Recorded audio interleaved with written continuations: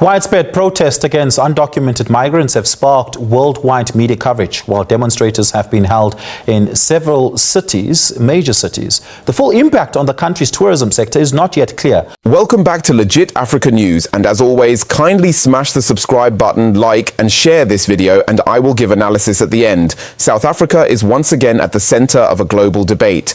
Widespread protests against undocumented migrants have erupted across several major cities, drawing intense international media attention and reigniting a long and complicated history of immigration tensions that has surfaced repeatedly over the past 2 decades. Protesters have marched, chanted, and demanded stronger enforcement of immigration laws, while others have called for calm and peaceful dialogue.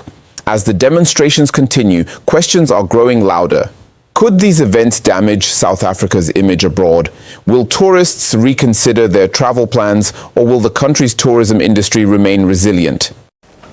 Widespread protests against undocumented migrants have sparked worldwide media coverage, while demonstrators have been held in several cities, major cities. The full impact on the country's tourism sector is not yet clear. To find out more about this, we're joined by Tourism Minister Patricia de Lille.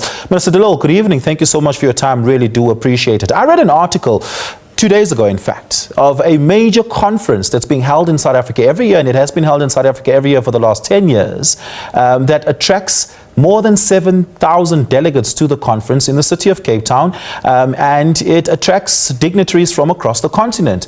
There's now a call for a boycott of that conference, given what they describe as hostilities against foreign nationals in South Africa. Now, you can imagine and calculate what the economic impact of 7,000 delegates in Cape Town over a week might be to the city of Cape Town, and losing that certainly would be quite a travesty. But that's just but one such incident of people outside of the country, registering their dissatisfaction with how foreign nationals have been treated in South Africa. Have we, over the last 2 to 3 months, seen a significant decline in South Africa as a destination of choice for travelers on the continent?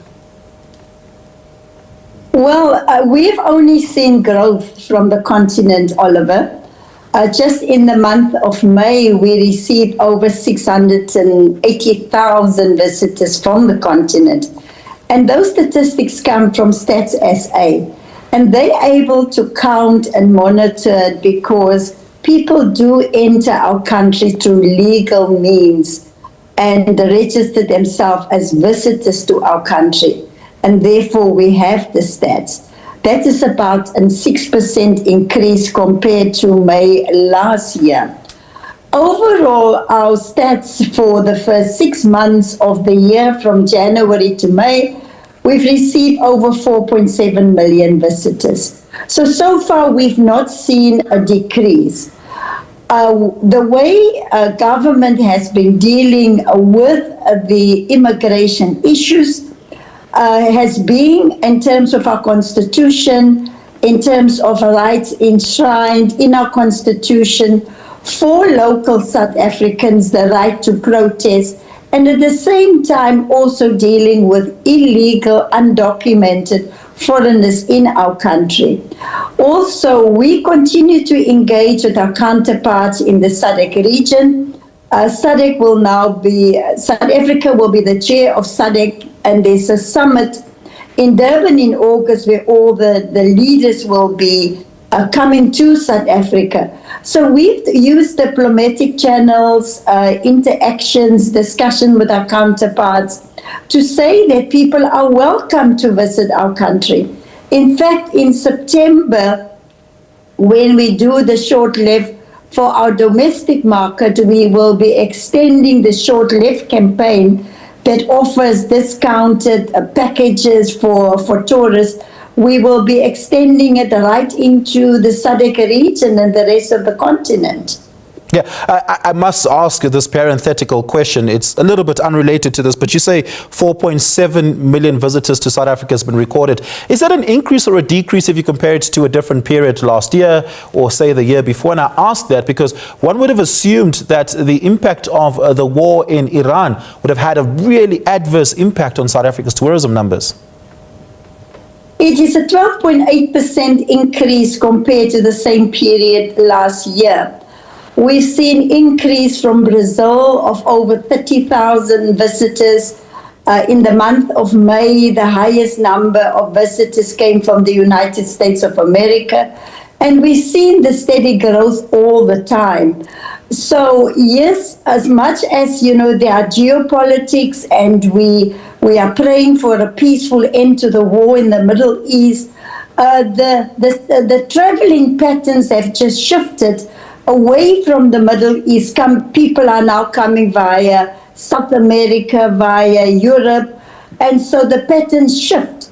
And we have also been saying and marketing South Africa as a safe destination for those travelers that choose to postpone their travel to the Middle East. But we also get through the Middle East, Dubai, Saudi Arabia, Qatar, Doha. A lot of our visitors came via those countries. And as much as there are limited flights now, Emirates, Qatar Airlines, they're still operating. So we've not seen a massive impact because of the war in the Middle East. Yeah. Minister, is there a need for you as the Minister of Tourism to engage your counterparts across the continent to reposition, to give a message of what is happening in South Africa in a way that is accurate and that is fair and that is generous to the story, very specifically because there's been quite a lot of misreportage. We've seen your colleague, Minister Ronald Lamula, responding just about to every incident of a diplomat or a foreign minister, claiming things have happened in South Africa that hasn't happen. I ask this because very often European and Asian visitors and even North American visitors coming to South Africa bundle South Africa with a bunch of other countries. So they'll spend a few days in South Africa and spend a few days in Lesotho, in Zimbabwe, in Botswana, perhaps go up to Zambia, and some of them might couple South Africa with, say, Ghana as a tourist plan. And if the rest of the continent says South Africa is unwelcome, South Africa is not friendly to foreign nationals, that could seriously damage brand South Africa as a tourist destination. I do agree with you that we should certainly engage and have a diplomatic envoys to engage. I currently chair the SADC Tourism Ministers Forum, and that's one platform where we are engaging. We, in our last meeting, we discussed the uni visa, for SADC countries where you have one visa. And South Africa supported the uni visa together with Zimbabwe, Angola, Mozambique. So yes, we continue to talk to each other. And as President Cyril Ramaphosa was saying, that, we need to talk together to find a solution together. Because the fault line in Africa, in most of our countries, is the issue of unemployment. And by extension, then also leads to immigration to go and look for opportunities. So it's important that we continue to implement the African Continental Free Trade Agreement that will grow the economies in Africa, and we create jobs for our citizens within the countries. But I think that it's not only South Africa that face migration problems, and therefore at all the SADC forums and all the binational commissions that South Africa have with our brothers and sisters and other countries in the continent, we will continue to have to find a joint solution, because it's not just in South Africa, but it's across the continent where many countries deal with migration issues. Yeah, Minister de Lille, thank you so much for your time. Really do appreciate it. Minister Patricia de Lille is the Minister of Tourism.